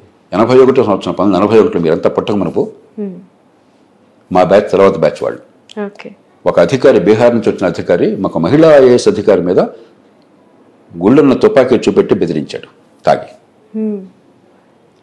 అలాంటి రాష్ట్రుడి పనికిరాడు ఐఏఎస్ అని చెప్పని ఆనాటి నేషనల్ అకాడమీ ముస్సేరి డైరెక్టర్ పిఎస్ అప్పు గారు ఆయన సిఫారసు చేసేవాడిని తీసేయాలని విచారణ చేసిన తర్వాత సిగ్గుపడాల్సిన విషయం, ఆనాటి యూనియన్ ప్రభుత్వం అబ్బాయి వాడిని పర్లేదు క్షమించేసి వదిలేద్దాం, గవర్నమెంట్లో కొనసాగిద్దామన్నారు. చివరికి అప్పు గారు రాజీనామా చేశాడు. ఈ ప్రొబేషనరు, ఈ పనికిరాని అధికారి పోవలసింది పోయి ఇలాంటి వాడు పోవాలి దేశం కోసం చెప్పన్నటువంటి గొప్ప అధికారిని మనం కోల్పోయాం. ఇలాంటి మూర్ఖ పనులు చేశాం. కాబట్టి ప్రొబేషన్ని సీరియస్గా తీసుకోవాలి. చాలామంది అప్పుడు నీకు తేలిపోతుంది ఇప్పుడు పనికి వస్తారా లేదా పరిపాలనకి, ప్రజాహితాన్ని పెంచేవాళ్ళ లేదా తుంచేవాళ్ళ, ఆ నిజాయితీ, ఆ సామర్థ్యం, ఆ చిత్తశుద్ధి ఉన్నా లేదా ఆ 2 ఏళ్ళలో తెలిసిపోతుంది. పరీక్షల్లో పూర్తిగా తెలియదు, పరీక్షల్లో కొంత సామర్థ్యం తెలుస్తుంది అంతే. ఇప్పుడు అలా కాకుండా మొక్కుబడిపోయింది. అలాగే ఆ తర్వాత కూడా ప్రతి 5 ఏళ్లకి వాళ్ళ పనితీరు మీద బోర్డులంతా లోతైన పరిశీలన కావాలి. వాళ్ళు పనికిరారు చాలు అనుకుంటే నమస్కారం పెట్టి ఇంటికి పంపించండి, పెన్షన్ ఇచ్చి ఇంటికి పంపించండి. ఆర్మీలో ఏర్పాటు ఉంది. మన సాయుధ దళాల్లో ఓ 15 ఏళ్ల పాటు అందరూ ఉంటారు. ఆ తర్వాత మీరు పనికి నెక్స్ట్ లెవెల్కి అందరూ ఇప్పుడు 200 మంది ఐఏఎస్ ఆఫీసర్లు తీసుకుంటున్నారు ఈ మధ్యకాలంలో. 200 మంది సెక్రటరీలు అక్కర్లా దేశంలో, కింద స్థాయిలో అవసరం, క్షేత్రస్థాయిలో. కాబట్టి ఆ తర్వాత 50 మంది పోస్టులు 150 మంది ఇంటికి పంపించేయండి, 50 మంది ఎంపిక చేయండి, వాళ్ళకి పరిశ్రమలు ఇచ్చేయండి, వేరే పని చూసుకుంటారు. ఆ 50 మంది తర్వాత 10 మంది ఇంకా పై స్థాయిలో 10 మంది ఉన్న 10 మందిలో ఉంచండి, మిగతా 40 మంది ఇంటికి పంపించండి. మన దేశంలో అట్లా కదా. ఒకసారి చేరిన తర్వాత ఈ 40-35 ఏళ్ల పాటు వాళ్ళని భరించాలి మనం. పనికి వచ్చినా పనికి రాకపోయినా, అసమర్థులైనా అవినీతి పరులైనా, అది పద్ధతి కాదు. ఎన్ని కాంట్రవర్సీస్ జరిగినా. ఎగ్జాక్ట్లీ. కాబట్టి మనం ప్రజల కోసం వీళ్ళు ఉన్నారు కానీ వీళ్ళకి ఉద్యోగాలు ఇవ్వడం కోసం ప్రభుత్వం లేదు. మన ప్రభుత్వాల తీరు ఎట్లా ఉందంటే, నీకు ఉద్యోగం ఇస్తా, నీకు గవర్నమెంట్ డబ్బు ఇలా పంచి పెడతా, ఎందుకు ప్రజలకు ఏం చేస్తున్నావు నాకు అనవసరం, నీకు ఇస్తా ఇది కాదు. బట్ మీరు ఇప్పుడు అన్నారు సార్, కొన్ని అవకతవకల వల్ల ఉద్యోగ నియామకాలు జరుగుతున్నాయి అని చెప్పి. మొన్న నేను ఒక వ్యక్తితో మాట్లాడాను, తనకి కుడి చెయ్యి లేదు, యాక్చువల్గా ఎడమ చెయ్యితోనే ఉన్నారు. తను సివిల్స్ ప్రిపేర్ అవుతున్నారు, 4 years నుంచి ప్రిపేర్ అవుతున్నారు. ఆ స్టూడెంట్తో నేను మాట్లాడినప్పుడు తను ఒక క్వశ్చన్ చేశారు, మేడం మేము చాలా పద్ధతిగా 3 గంటలు నేను లెఫ్ట్ హ్యాండ్తోనే అందరు రాసినట్టు ఎగ్జామ్ రాస్తున్నాను, ఎగ్జామ్షన్ తీసుకోవట్లేదు. మా దివ్యాంగుల కోటాని మిస్యూజ్ చేస్తూ చాలా మంది దొంగ సర్టిఫికెట్లు పెట్టుకుంటున్నారు. కాబట్టి మీరు 100% రైట్. అందుకనే ఇలాగా మిస్యూజ్ చేసినట్టయితే కనీసం ఆ ఇంటర్వ్యూ దశలో 2 నెలలు టైం ఉంటుంది, 3 నెలలు టైం ఉంటుంది. మెయిన్ ఎగ్జామ్ రిజల్ట్స్ ఇంటర్వ్యూలో మరి ఫలితాలు వచ్చారు, 3 నెలలు టైం ఉంటుంది. ఈ 3,000 మంది దగ్గర 14 లక్షల మందికి పూర్తిగా పర్ఫెక్ట్గా పరిశీలించడం సాధ్యం కాదు. 3,000 మందికి పరిశీలించడం దేశం మొత్తంలో పెద్ద అసాధ్యం కాదు కదా. మనకున్నటువంటి పోలీస్ యంత్రాంగం, నిఘా విభాగం, పరిపాలన యంత్రాంగంతో. కాబట్టి యుద్ధ ప్రాతిపదికన ఈ 3,000 మంది ఇంటర్వ్యూ దశలో ఉన్నప్పుడే పూర్తిగా నిగ్గు తేల్చి, ఒకవేళ ఎక్కడన్నా కనుక పొరపాటు కనిపిస్తే సెలక్షన్లో వాళ్ళ పేరు రాకుండా ఆపేయటం బాధ్యత ఖచ్చితంగా చేయాలి. లేకపోతే నిజంగా అర్హత ఉన్న వాళ్ళకి, కష్టపడే వాళ్ళకి అన్యాయం చేసి, ఇందాక ఎట్లాగైతే ఎస్సీ ఎస్టీ మిగతా వర్గీకరణ విషయాలు మనం అనుకున్నామో, ఇక్కడ అట్లాగే అర్హత లేని వాళ్ళకి మీరు ఆ పేరుతో ఇచ్చేస్తే నిజంగా న్యాయం ఏం జరిగినట్లెక్క. సమాజానికి ఏ సంకేతం ఇస్తున్నావు? అబద్ధమాడి మోసం చేస్తే నువ్వు వెతుకుతావయ్యా, నువ్వు నిజాయితీగా పనిచేస్తే నువ్వు వెతగవా అని చెప్పిన సంకేతాన్ని మనం మొదట్లోనే ఇస్తున్నాం మనం. కాబట్టి ఖచ్చితంగా చాలా కఠినంగా వ్యవహరించాలి. రైట్ సార్, ఈ ల్యాండ్ టైటిలింగ్ యాక్ట్ నిజంగానే సామాన్యులకు లాభమా నష్టమా? ఎందుకంటే ఏపీ ప్రభుత్వం ఒక కొత్త పద్ధతిని ప్రవేశపెట్టే ఆలోచనతో ఉందని సమాచారం. దీని గురించి ఏం చెప్తారు సార్? శ్రావణి, భూమి ఎవరిది అన్నది పారదర్శకంగా అందరికీ తెలియటం, ప్రామాణికంగా తెలియటం ఆర్థిక వ్యవస్థకు అవసరం. మీ ఆస్తి హక్కు స్పష్టంగా ఉన్నట్టయితే రేపు పొద్దున్న నేను మీ దగ్గర పొందలుచున్నాను. ఇప్పుడు ఏమవుతుంది? నమ్మకం మీద పోతున్నాం. ప్రస్తుతం చట్టం ఏమిటి? మీకు నాకు ఒప్పందం కుదిరితే రిజిస్ట్రేషన్ అవుతుంది, స్టాంప్ డ్యూటీ కడతాము లక్షల రూపాయలు, కోట్ల రూపాయలు.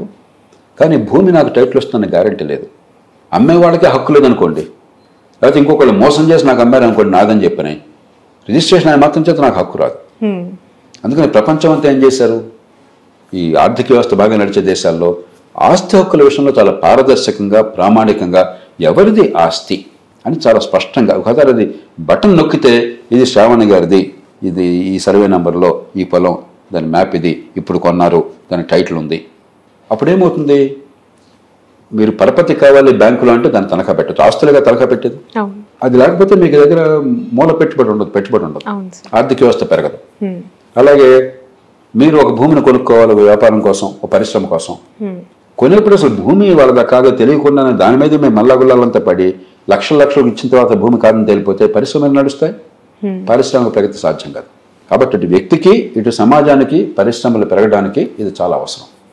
కానీ అది చేసేటప్పుడు ఏంటంటే ప్రజల విశ్వసనీయత ఉండాలి, ప్రజలకు నమ్మకం ఉండాలి. గత ప్రభుత్వం చేసిన చట్టంలో ఉదాహరణ నేను చూశాను. ఏం చేశారు?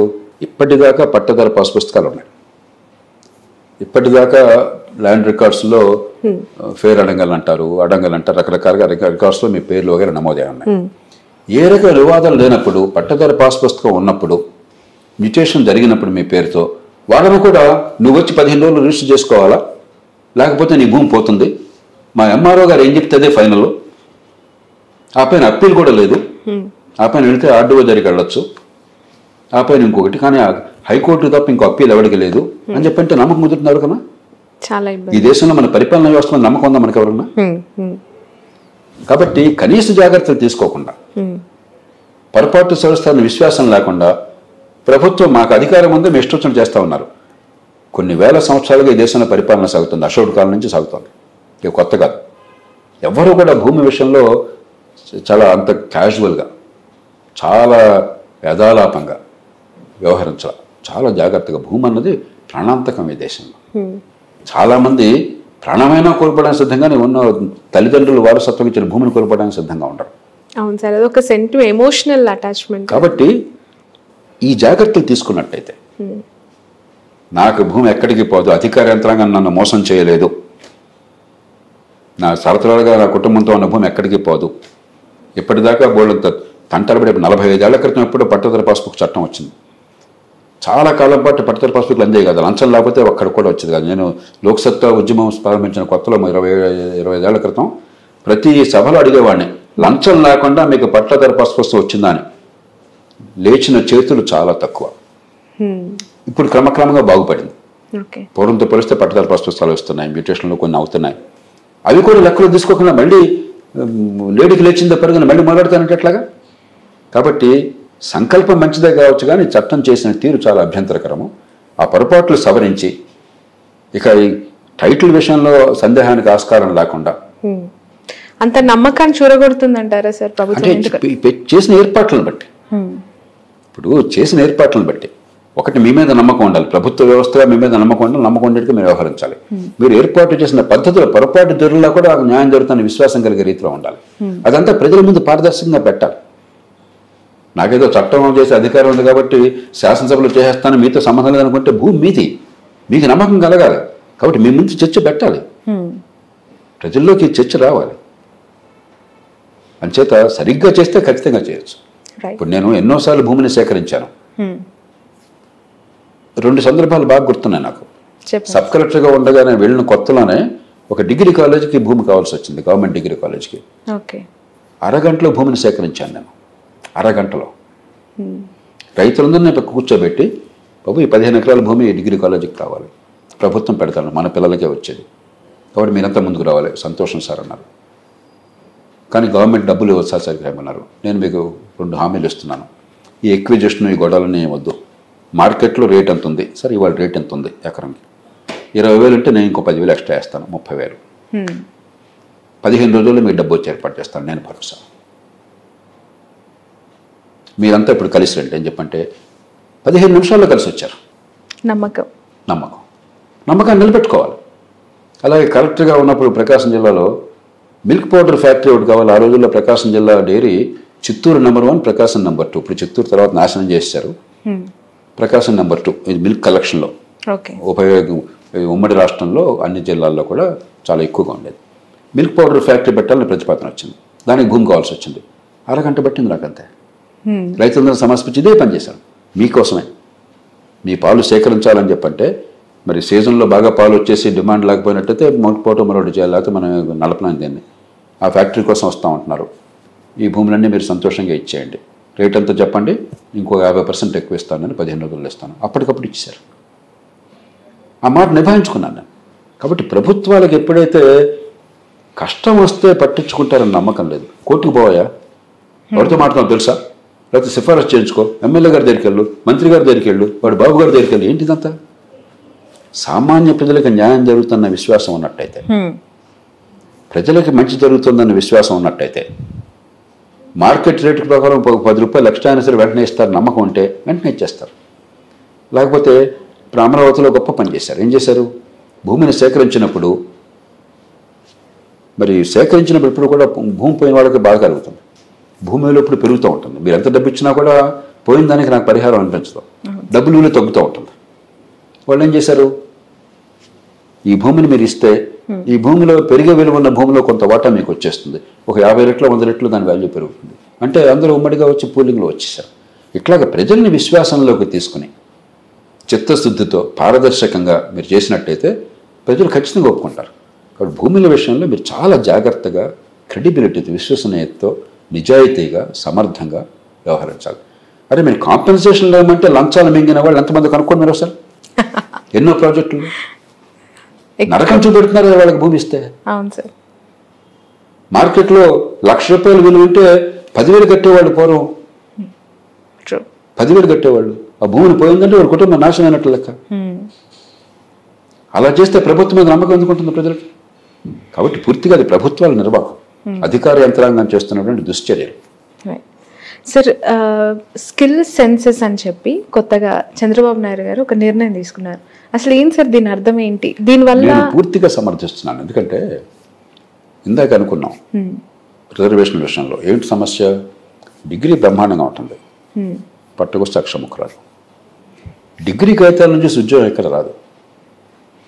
ఉపాధి అన్నది సమాజంలో మనందరికీ కావలసిన వస్తువుల్ని సేవల్ని ఉత్పత్తి చేయగలిగితే అది వాళ్ళకు ఉపాధి అవుతుంది, మనకే సేవలు అవుతాయి. మీ కెమెరామన్ ఉన్నాడు, ఆయన ప్రకాశం జిల్లా నుంచి అని చెప్పి కరీంనగర్ జిల్లా నుంచి అని చెప్పాడు, గోదావరి ఖని. ఆయన ఖమ్మం జిల్లా నుంచి అన్నాడు. ఈ కెమెరా వీడియో తీయడం చేత కాలేదు అనుకోండి ఆయనకి, మీరు కూర్చోబెట్టి జీతం ఇవ్వగలరా?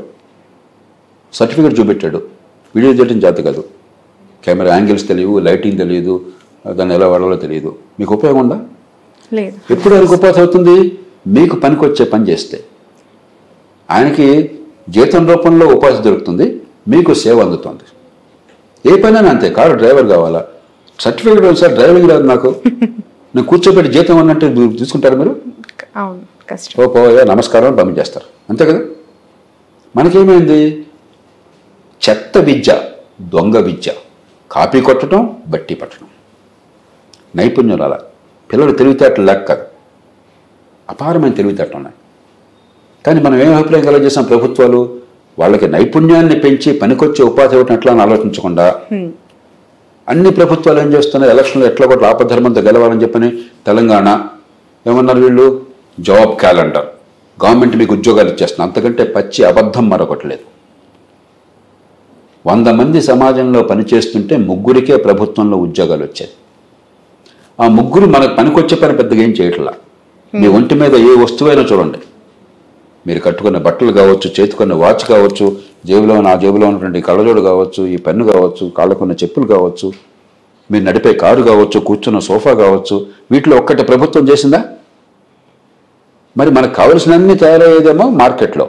ఉద్యోగాలు ప్రభుత్వం ఎట్లా వస్తాయి? 3కే వస్తాయి. ఆ 3 ఒళ్ళు దగ్గర పెట్టి పని చేయాలి. మనకి అది చేయట్లా. మనకు ఉమ్మడి పనులు ప్రభుత్వం సరిగ్గా పనిచేస్తే దేశం ఎట్లా ఎందుకుంటుంది? ఇప్పుడు దాకా మనం మాట్లాడుకున్నాం కదా. కాబట్టి ఉపాధి ప్రజలకు కావలసినటువంటి వస్తువుల్ని సేవల్ని ఉత్పత్తి చేయడంలో ఉంది. ఈ 2 ఉత్పత్తి చేయాలంటే ఏం కావాలి? నైపుణ్యం కావాలి. ఆ నైపుణ్యం లేని చదువు చెత్త కాగితం. కాబట్టి 2 కావాలి. దీర్ఘకాలంలోనేమో ముందు విద్యను బాగు చేయాలి. చాలా కాలంగా ప్రయత్నం జరుగుతుంది కానీ ఇంకా బాగుపట్టాల, ఇంకా చాలా చేయాలి ఇంకా. కానీ అది దీర్ఘకాలం. రెండోది, ఇప్పటికే సోకాళ్ళు చదువు అయిపోయిన తర్వాత విద్యను బాగు చేసిన వాళ్ళకి ఉపయోగం లేదు కదా. కాబట్టి రెండో పని వెంటనే చేయాల్సిన నైపుణ్యాన్ని పెంచడం. అందుకే జాతీయ స్థాయిలో కూడా మన బడ్జెట్లో మీరు చూసినట్టయితే నైపుణ్యాన్ని పెంచడం ఎట్లాగా, ఐటీఐలు బాగు చేయడం ఎట్లా. తెలంగాణలో కూడా ఏం చేశారు? టాటా వారిని పిలిచి ఐటీఐలు బాగు చేసే ప్రయత్నం చేస్తున్నారు. మరింత లోతుగా చేయాలి. ఊరికే ముక్కబడిగా కాకుండా కేవలం అలంకారప్రాయంగానో బిల్డింగ్లు కట్టడమో కాదు, మెషినరీ పెట్టడం కాదు, నిజంగా నైపుణ్యం రావాలి, స్కిల్ రావాలి. స్కిల్ అంటే సంపాదించే శక్తి. ఆ సంపాదించే శక్తి ఉన్నట్టయితే, ఉపాధికి పనికొచ్చేవాడినట్టయితే మార్కెట్ టకామని అందుకుంటుంది వాళ్ళని. మరి దానిలో ఫస్ట్ స్టెప్ ఏమిటి? అసలు ఎవరికి ఏ స్కిల్ ఉన్నది, వాళ్ళు చదువుకున్నది ఏ మేరకు, చదువుకున్నా కూడా నిజంగా అది విషయం తెలుసా లేదా, ఇది అర్థమైతే ఏ రకంగా స్కిల్ పెంచాలి, ఏ రకంగా ఉపాధికి పనికొచ్చేట్టు చేయాలి, ఆదాయం పెంచేట్టు చేయాలి, వాళ్ళ కాళ్ళ మీద నిలబెట్టి చేయాలని చెప్పడం చాలా అవసరం. కాబట్టి దానిలో భాగంగా ఊరికే స్కిల్ సర్వే చేస్తే చాలదు. ఒక ప్రోగ్రామ్ ఉండి దానిలో భాగంగా కనుక సర్వే చేసినట్టయితే, ఆ స్కిల్ సెన్సస్ చేసినట్టయితే ఖచ్చితంగా అవసరమో, ఇంకో మార్గం లేదు. ఉపాధి మళ్ళీ చెప్తున్నాను, ఉపాధి మెగా డిఎస్సీల వల్ల రాదు, ఉపాధి మీకు జాబ్ క్యాలెండర్ వల్ల రాదు, ఉపాధి ప్రభుత్వ ఉద్యోగాల వల్ల రాదు. ఉపాధి మార్కెట్లో ప్రజలకు కావలసిన వస్తువుల్ని సేవల్ని ఉత్పత్తి చేసే నైపుణ్యం నుంచి వస్తుంది. ఆ నైపుణ్యాన్ని పెంచడం ఒక పక్కన, మార్కెట్లో ఉద్యోగాల కల్పన కోసం పెట్టుబడుల్ని మౌలిక సదుపాయాలని పెంచడం మరో పక్కన. ఈ 2 కలవాలి. తెలంగాణ ప్రభుత్వం కూడా జాబ్ క్యాలెండర్ ప్రవేశపెడతాం అసెంబ్లీలో అని చెప్పింది ఈరోజు. యాక్చువల్లీ చెప్పాను కదా, జాబ్ క్యాలెండర్లు ఇవన్నీ డ్రామాలు. 100 ఉద్యోగాలకు 1,00,000 మంది పోటీ పడుతున్నారు. మీరు మళ్ళీ వాళ్ళకు కూడా వయో పరిమితి పెంచి 2 లక్షల మందిని చేస్తున్నారు. 2 లక్షల మంది పోటీ పడ్డా, 20 లక్షల మంది పోటీ పడ్డా కూడా వచ్చే ఉద్యోగాలు ఆ 100. మిగతా 99,900 మంది సంగతి ఏంటి? మనం ఎలాంటి భ్రమ కలిగిస్తున్నాం? ఈ జాబ్ క్యాలెండర్తో మీకు ఉద్యోగాలు వచ్చేస్తాయని. ఇంతకంటే పచ్చి అబద్ధం మరొకటి. నేను చాలా పచ్చిగా చెప్తున్నాను, నిజం కాదు మీరు తెలుసుకోండి. 100 ఉద్యోగాల కోసం 1,00,000 మంది పోటీ పడుతున్నారు. జాతీయ స్థాయిలో యూపీఎస్సీ పరీక్షల మొత్తంలో 1000 మంది సెలెక్ట్ అయ్యేది, 14 లక్షల మంది పోటీ పడుతున్నారు. రేపు 25 లక్షల మంది పోటీ పడినండి, ఉన్నది 1000 మందే. ఇప్పటికే ఎక్కువ అయ్యారు వీళ్ళు. 200 మంది ప్రతి బ్యాచ్కి ఐఏఎస్ ఆఫీసర్లు, 1000 మందిని చేస్తారా ఐఏఎస్ ఆఫీసర్ని? 10,000 మందిని చేస్తారా? ఏం చేస్తారు వీళ్ళందరినీ? నెత్తినికి ఊరగుతావా? కాబట్టి ఉన్న ఉద్యోగాలు పరిమితం. కాబట్టి ఉద్యోగాలు ఇక్కడ కాదు ఇక్కడ వస్తాయి, దీన్ని పెంచడం కోసం ఏర్పాట్లు చేస్తామని చెప్పకుండా ఈ ఉద్యోగాలకు మేము క్యాలెండర్ పెడతాము, మీకు వయోపరిమితి పెంచుతాము, మీరందరూ దీనిలో పోటీ పడేట్టు చేస్తాము, ఈ శిక్షణా సంస్థలను పెంచుతాము, కోచింగ్ ఇన్స్టిట్యూట్స్. వాళ్ళు కోచింగ్ ఇన్స్టిట్యూట్స్ చాలామంది 100 ఉద్యోగాలు ఉన్నాయ్యా, మీరు ఎంతమంది వచ్చినా కోచింగ్ కోసం ఈ 100 మంది సెలెక్ట్ అయ్యేదని చెప్పరు. ఒక గ్లామరు, ఐఏఎస్ అంటే బోల్డంత గ్లామరు, డిప్యూటీ కలెక్టర్ అంటే బోల్డంత గ్లామరు, డిఎస్పీ అంటే జీవితం అద్భుతమైనట్లు లెక్క. ఒక ఫ్యూడల్ తత్వం అది మన మనసుల్లో ప్రవేశపెట్టి గ్లామర్ క్రియేట్ చేసి వీళ్ళందరి జీవితాలని గందరగోళం చేస్తున్నాం. పోటీ పరీక్షలు వద్దని నేను అంటలేదు, ఉద్యోగాలు వద్దంటలేదు. But at the same time sir youngsters కూడా ఈ గవర్నమెంట్ ఉద్యోగాల పైన లేదంటే ఈ గ్రూప్ లేదంటే డిఎస్సి వీటిపైన ఉన్న ఫ్యాంటసీస్ని ఎలా తగ్గించుకోవాలంటే అది పిల్లల్ని ఎందుకు తిడతారు మీరు? తిట్టడం కాదు సార్, సమాజంలో మనందరూ బాధ్యత తీసుకోవాలి కదా. అంటే ఇప్పుడు అలాంటి వాళ్ళు ఇప్పుడు చాలా మంది తెలుసో తెలియకో ఐఏఎస్ అంటే చాలా గొప్పది, అంతకంటే ఎక్కువ సమర్థంగా పనిచేస్తే వేరే వృత్తి చాలా తక్కువది అని మనం ప్రవేశపెట్టాం. మూర్ఖత్వం అంటే యువత ఎట్లాగా ఆలోచిస్తారు ఇంకో రకంగా. మీరంతా సోషల్ మీడియాలో ఐఏఎస్ ఆఫీసర్ కారు ఎక్కుతుంటే అది సోషల్ మీడియా అంట, అది పెద్ద గొప్ప అంట, గ్లామరైజ్ చేయటం అంట. ఇలా మనం చేస్తూ ఉంటే ఈ పిల్లల మనసులు చికాకు పరుస్తుంటే, మనం బుర్రలన్నీ ఖరాబ్ చేస్తుంటే పిల్లలు తిడతారు ఎందుకు మీరు? సో ప్రయారిటీలోకి తీసుకోకూడదు ఆ జాబ్స్ అంటే. నేను చాలా పచ్చిగా చెప్తున్నాను, మళ్ళీ ఎక్కడో దూరంగా ఉన్న జిల్లా కలెక్టర్ కన్నా, నేను కలెక్టర్గా చేశాను కాబట్టి ఈ మాట నేను చెప్పచ్చు, అందులో చాలా సమర్థంగా చేశానన్న పేరుంది. స్వతంత్ర భారతంలో ఎన్నదగ్గ పేరున్న అధికారులు 3-4 పేర్లు చెప్తే నా పేరు చెప్తారు ఈ దేశంలో. నేను చెప్తున్నాను మాట, ఎక్కడో దూరంగా ఉన్న కలెక్టర్ కన్నా మీ బాత్రూంలో తూముల పుడికి చేసే ప్లంబర్ చాలా మిన్న. కలెక్టర్ లేకపోతే మీ జీవితంలో నష్టం వచ్చింది ఏ కుటుంబాన్ని ఆలోచించండి. మా కలెక్టర్ గారు వీళ్ళు లేరండి, లేకపోతే ఆయనకి పోస్టింగ్ వేయలేదండి, ఖాళీగా ఉందండి, నా బతుకు చంద్రవందన మనుషులు భారతదేశంలో ఉన్నాడా? మీ బాత్రూంలో తూముల పొడికి తీయకపోతే ప్లంబర్ లేకపోతే మీరు ఒక్కరోజు బతకగలరా? ఆ కంపుకి బాత్రూమ్కి వెళ్ళకుండా బతకగలరా మీరు? ఏది ముఖ్యం మనకి? మనకు కామన్ సెన్స్ ఉండాలి. ఏదో ఒక గ్లామర్ పెట్టేసి పెత్తనం చేసేవాడు చాలా గొప్పవాడు, నిజంగా పని చేసేవాడు, పనికొచ్చే పని చేసేవాడు తక్కువవాడు అనే భావన మన సమాజంలో మనం సృష్టించాం. కుల వ్యవస్థలో సగం వచ్చింది అది. కొన్ని నీచ వృత్తులు, కొన్ని గొప్పవి. పెత్తనం చేయడం, ఏ పని చేయకున్నా కూడా మనకి ఏం లాభం లేకుండా పెత్తనం చేస్తే వాడు చాలా గొప్పవాడు. ఇవి చాలా ప్రమాదకరమైన ఆలోచనలు. వాళ్ళు అవమానించమని నేను అంటలా. బట్ సివిల్ సర్వెంట్లు కూడా ఇవాళ జనరేషన్లో అలానే ఫీల్ అవుతున్నారు, మీరు ఏ సేవ చేస్తున్నాం. మనం నెత్తినెక్కించుకుంటే వాడు నెత్తినెక్కుతాడండి. నేను అందుకే చెప్తుంటాను, ఇప్పుడు ఈ ఉద్యోగాల కోసం పాకులాడేవాళ్ళు చెప్తుంటాను, తప్పులేదయ్యా. నిజంగా సమాజంలో 10 మందికి మంచి చేయాలని కోరుకుంటే ఉద్యోగాలను సాధనంగా చేస్తున్నాం అంటే వెళ్ళండి, గ్లామర్ కోసం వెళ్ళొద్దు. ఒక గట్టి ఎఫర్ట్ చేయండి, అన్ని దానిలో పెట్టి పంచోష్ణాలకు చేసి 5 ఏళ్ళు 10 ఏళ్ళు దానికోసం తగలేసి ఎంతమంది అయినా సెలెక్ట్ అయ్యేవాళ్ళు ఎంతమంది. సెలెక్ట్ అయితేనేమో విజయ గర్వము, వికటాట్టహాసము, సెలెక్ట్ కాకపోతే పూర్తిగా నిరసపడిపోవటము, డిప్రెషను. ఇది సరైనది కాదు. ఇది సమాజానికి ఎన్నో రకాలుగా మంచి చేయొచ్చు. సెలెక్ట్ అయిన వాళ్ళు గర్వంతో తొలగిసలాడిపోకండి, సమాజానికి మంచి చేసే అవకాశం దొరికిందని వినమ్రతతో ప్రదర్శించండి. సెలెక్ట్ కాని వాళ్ళు జీవితం అంతా నాశనమైందని చెప్పని దేవదాసులాగా జగమేమాయ బతుకమేయ అని చెప్పి అనుకోబోకండి. ఏ పనైనా చేయొచ్చు, సమాజానికి పనికొచ్చి ఏ పనైనా గౌరవప్రదమైంది, గర్వంగా చేయండి. ఈ మాటలు చెప్పట్లా ఈ దేశంలో. మన సినిమాలు కూడా అదే పనిగా వాళ్ళు వీటి సెలెక్ట్ అవడం చాలా గొప్ప విషయం, వీటికి వెళ్ళడం చాలా గొప్ప విషయం, ఇలాంటి పిచ్చి ఆలోచనలు ప్రవేశపెడుతున్నాయి. డిగ్నిటీ ఆఫ్ లేబర్ లేదు.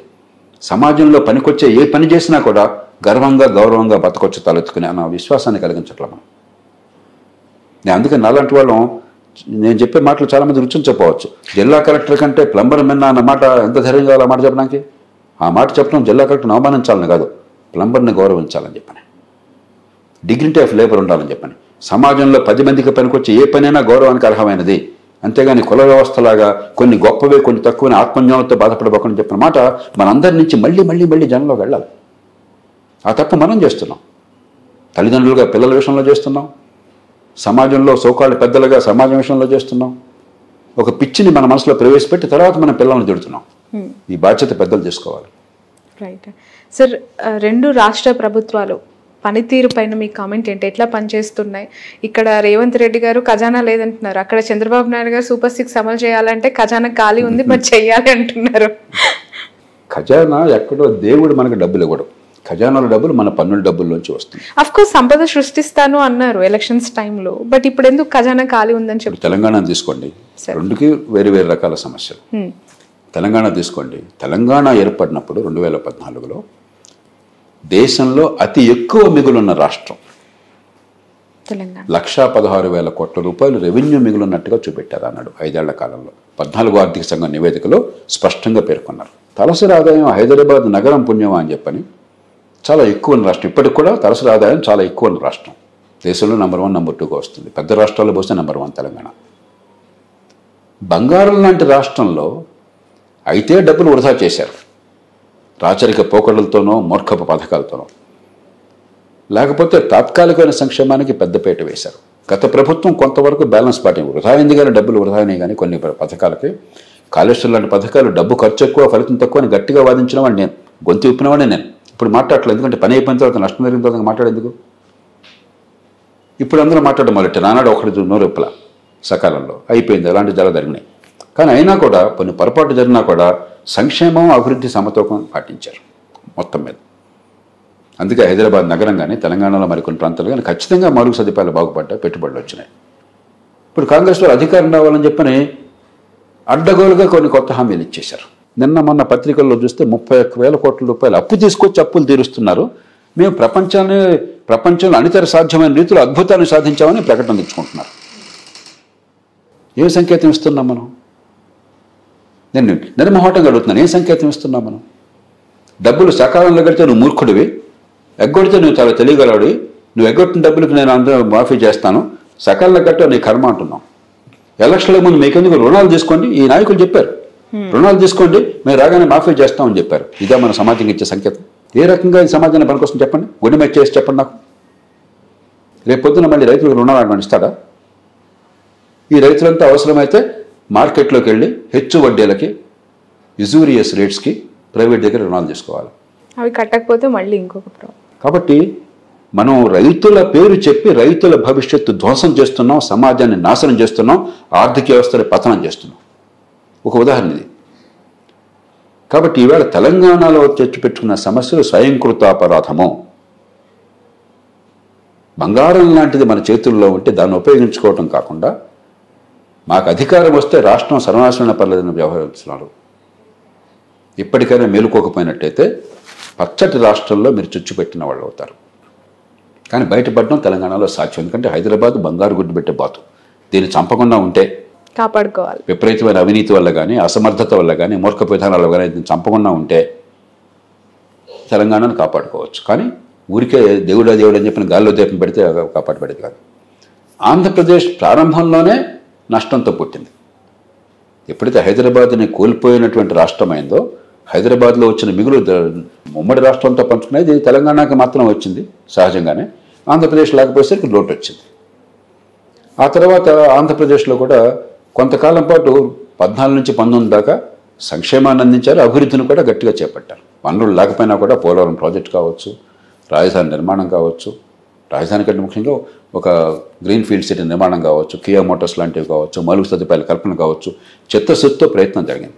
కొన్ని పొరపాట్లు రాజకీయంగా దొరికినా కూడా 2014 నుంచి 19 దాకా జరిగితే 2019 నుంచి అసలు అభివృద్ధి అంటే పాపము, సంక్షేమమే పరమార్థము, సంక్షేమమే పరిపాలన. అభివృద్ధిని అడిగితే వాడు పెత్తందారు, ఇది వర్గ పోరాటము, పేదలకు అభివృద్ధి ఎందుకు, పేదలకు రోడ్లు ఎందుకు, పేదలకు మౌలిక సదుపాయాలు ఎందుకు, మేము ఫ్రీగా ఇస్తున్నాం కదా, నెలలా బ్రహ్మాండంగా ఇస్తున్నాం కదా అన్న ఒక విచిత్రమైనటువంటి ప్రమాదకరమైన వాదన తీసుకొచ్చారు. చివరికి రాష్ట్రాన్ని అధ్వాన స్థితితో నెట్టారు. అసలే కష్టంలో ఉన్న రాష్ట్రాన్ని ఈవేళ అప్పులు ఊబులు కూరుకుపోయేట్టు చేశారు. కాబట్టి ఈవేళ మళ్ళీ ఒకసారి సంక్షేమానికి అభివృద్ధికి సమతూకాన్ని పాటిస్తూ, పొదుపరితనాన్ని పాటిస్తూ, ఇతరులను చూసి తెలంగాణను మరో రాష్ట్రాన్ని చూసి లేని డబ్బులు ఖర్చు పెట్టడం కాకుండా మౌలికమైన క్రమశిక్షణ పాటిస్తూ మౌలిక సదుపాయాలను బాగు చేసి పెట్టుబడులను ప్రోత్సహిస్తే అయినా 3-4 ఏళ్ళు కనీసం పడుతుంది. ఒక 5-6 ఏళ్ళు కూడా పట్టచ్చు ఒక గాడిన పడ్డానికి. 2 రాష్ట్రాలు కూడా చూడడానికి ఒకే రకంగా కనిపించినప్పుడు రెండుకి వేరువేరు కారణాలు ఉన్నాయి. దాన్ని బట్టి మన పరిష్కారం ఉంటుంది. ఖచ్చితంగా అభివృద్ధి అనేది పూర్తిగా గాలి కొదిలేయటం వల్లనే గత ప్రభుత్వం ఇలాంటి పరిస్థితిని ఎదుర్కొంది. ఆంధ్రప్రదేశ్లో అభివృద్ధి అంటే పాపం అన్నట్టుగా మాట్లాడారు. ఇది చాలా విచిత్రం. దేశంలో ఎప్పుడు జరగదు ఇట్లా. అభివృద్ధిని అడిగితే వాళ్ళంతా కూడా డబ్బున్న వాళ్ళు అడుగుతున్నారు, మీకెందుకు అభివృద్ధి? అది ధనికుల కోసం. డబ్బున్న వాళ్ళ కోసం అభివృద్ధి, పెత్తందారుల కోసం అభివృద్ధి, ఇది వర్గ పోరాటం, మేము ఈ వర్గం కోసం ఉన్నాం. చాలా విచిత్రమైన ప్రమాదకరమైన భాషను వాడారు, ప్రమాదకరమైన ఆలోచనలు పెట్టుకున్నారు, ప్రమాదకరమైన చర్యలు చేపట్టారు.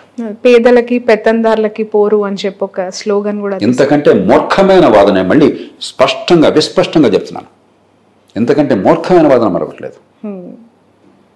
ఎందుకంటే మూర్ఖమైన వాదన మరొకట్లేదు. ఇప్పుడు ఇతరుల పట్ల ద్వేషాన్నో లేకపోతే అసూయను పెంచడం చాలా తేలిక నిమిషంలో. కానీ ప్రపంచంలో ఎక్కడ అలా చేసినా కూడా ఆ దేశాలు సర్వనాశనం అయిపోయినాయి. ఆనాటి సోవియట్ యూనియన్ చూడండి, ఈనాటి ఉత్తర కొరియా చూడండి, క్యూబా చూడండి, వెనిజువేలా చూడండి, మరో దేశాలు చూడండి. ఇవన్నీ కొత్త విధానాలు కాదు, గతంలో చేపట్టారు.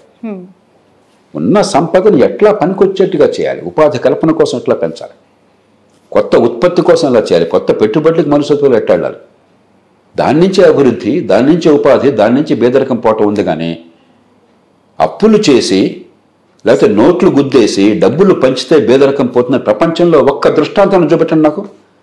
అదే నిజమైతే అప్పులు చేసి నోట్లు గుద్దేసి డబ్బులు పంచితే పేదరికం పోయేటే ప్రపంచంలో పేదరికం ఎందుకు ఉంటుందండి? 5 నిమిషాలు. ఇది 5వ తరగతి పిల్లవాడు చెప్పే మాటలేదు, ఆ స్థాయి ఆలోచన ఇది. పాపం పిల్లలకు తెలియక డబ్బులు అదే పనిగా ముద్రించేసి పనిచేస్తే బెదరగా పోతుందని అనుకుంటారు. పిల్లల విషయంలో అనుకోవటం ఆశ్చర్యపడడం. నాయకుడు అనబడేవాడు, అధికారి అనబడేవాడు, ఇంగిత జ్ఞానం ఉందనుకున్నటువంటి గాడిద అప్పులు చేసి డబ్బులు పంపిణీ చేస్తే బెదరకం పోతుంది అనుకుంటే ఆ మాట ప్రజల ముందు ప్రచారం చేస్తే అంతకంటే మూర్ఖత్వం ఇంకేమైనా ఉందా? అంతకంటే అజ్ఞానం ఇంకేమైనా ఉందా? అంతకంటే మోసం ఇంకేమైనా ఉందా? బట్ సార్, ఆ సంక్షేమ పథకాల గురించి మాట్లాడుకుంటే ఇప్పుడు కూడా ఈ కూటమి ప్రభుత్వం సూపర్ 6 అనే పథకాలకు సంబంధించి ఇంత ఎర్లియర్ స్టేజ్లోనే చాలా ఇబ్బందులు పడే పరిస్థితికి వచ్చింది. ఖచ్చితంగా ఏమైందంటే, రాజకీయంగా మీరు ఊబిలో కూరుకుపోయిన తర్వాత సంక్షేమం అనేది అందించకుండా ఓట్లు అసాధ్యమైన పరిస్థితి వచ్చిన తర్వాత సంక్షేమాన్ని కాదు అన్న, అందుకే సంక్షేమం వద్దని అంటలా. కానీ సంయమనాన్ని పాటించండి, పొదుపరితనాన్ని పాటించండి, ప్రజలకు వాస్తవాలు నచ్చ చెప్పండి. కనీసం అప్పు చేసి పప్పు కూడా తినకుండా ఉండండి. మీకు వచ్చేటువంటి పన్నుల డబ్బుల్లోంచి మీరు జీతభత్యాలకి, వడ్డీలకి, సంక్షేమానికి ఎంతైనా ఖర్చు పెట్టండి, మీ ఇష్టం. కానీ అప్పు చేసి ఆ డబ్బు దీన్ని ఖర్చు పెట్టి వచ్చే తల మీద భారం మోపితే అభివృద్ధి, ఆదాయం పెరగట్లేదు, ఖర్చు పెరుగుతోంది, వడ్డీలు పెరుగుతున్నాయి, అప్పులు పెరుగుతున్నాయి, కాలక్రమేణా ఊబిలో కూరుకుపోతాం. కాబట్టి ఆ సమతూకం కావాలి. అంచేత ఒక పక్కేమో ఈ సమతూకాన్ని పాటించాలి, అప్పు చేసి పప్పు కూడా కాకుండా. రెండో పక్కన మిగతా వనరులతో, అప్పు తీసుకొచ్చిన వనరులనే కనీసం మిగతా వనరులతో వేగంగా నిజమైన మౌలిక సదుపాయాలు, పెట్టుబడులు ప్రోత్సహించడం, నైపుణ్యాన్ని, ఇందాక నైపుణ్యం గురించి మాట్లాడారు, నైపుణ్యాన్ని పెంచడం, సంపాదించే శక్తిని ఇవ్వటం, ఉపాధి కలిగించడము, శాశ్వతంగా నిజంగా పేదరికాన్ని తొలగించడం, ఈ రెంటిని సమపాల్లో చేయాలి. Okay sir, thank you so much. చాలా సమయం తీసుకున్నాను. Thank you. చాలా చాలా అద్భుతమైన విశ్లేషణ అండ్ మీ మాటల్లో థ్యాంక్స్ అలాట్. ఇది జేపీ గారితో special interview. That's all for me.